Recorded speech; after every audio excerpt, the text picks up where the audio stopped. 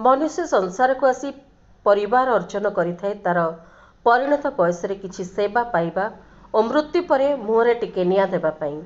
किंतु एपरि किछि अमानसिक बा कृतघ्न परिवार अछंती जे माने कि वृद्धावस्था निज स्वामी और बापा को घर बाहर कर दियंती। सेमिति जड़े अभाग व्यक्ति होचंती बेलगुंठा ब्लॉक गांगपुर निकटस्थ पाइलीपड़ा ग्रामर 58 वर्ष वयस्क बसंत महांती। से प्राय 10 वर्ष हेब घर को न जाई बाहरे मठ मंदिर रे भिक्षा करी 2 बेला 2 मुठा खाउथिले। घर को गले स्त्री घर को जीवाकू देउ नथिले, गाली गुलज करी बाहर करी देउथिले। से असहाय बाहरे बुलुथिले। हठात दिने से असुस्थ हेबारु तांको विपदर बंधु ओडिशा स्वेच्छासेवी अनुष्ठान रे सदस्य माने मेडिकल आड़ी चिकित्सा जोगाउथिले। निरवच्छिन्न सेवा जोगाइथिबा बेले चिकित्साधीन अवस्था तांकर देहांत घटिछि।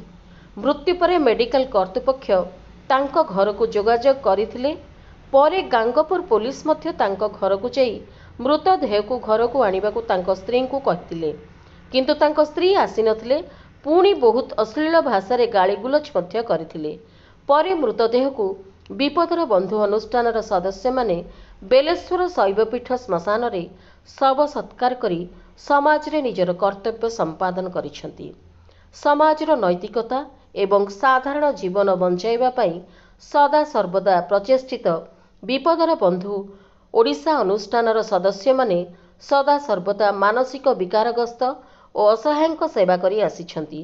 प्रकाश थाउकी अनुष्ठानर सदस्य माने महामारी कोरोना एवं विभिन्न समय रे एही भली अनेक असहाय शवगुड़िकर सत्कार करी सेमानकु सामाजिक मर्यादा देबारे प्रमुख भूमिका ग्रहण करी आसुछंती। अनुष्ठानर एही भली समाज उपयोगी कार्यक्रम को विभिन्न महलरू साधुवाद प्राप्त होइछि। गंजाम जिला भंजनगरु पुरुषोत्तम महापात्रଙ୍କ रिपोर्ट, प्राइम टीवी ओडिया।